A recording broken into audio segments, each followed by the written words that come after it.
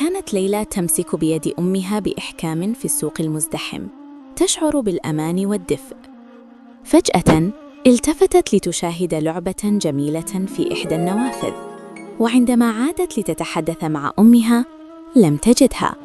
اختفت الأم وسط الزحام، وبدأ الخوف يتسلل إلى قلب ليلى الصغير. بدأت ليلى تدور في المكان بقلب خافق، تنظر بين الوجوه الغريبة باحثة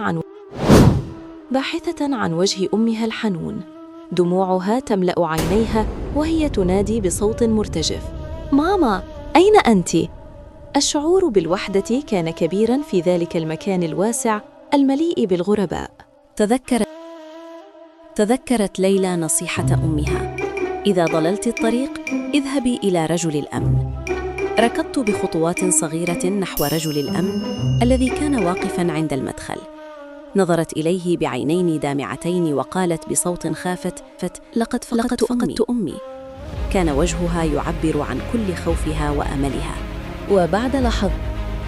وبعد لحظات من الانتظار التي شعرت فيها ليلى بأنها دهر، ظهرت أمها مسرعة بين الحشود.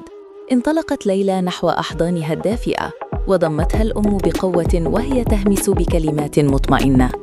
عادت الابتسامة إلى وجه ليلى، فقد وجدت كنزها الحقيقي من جديد.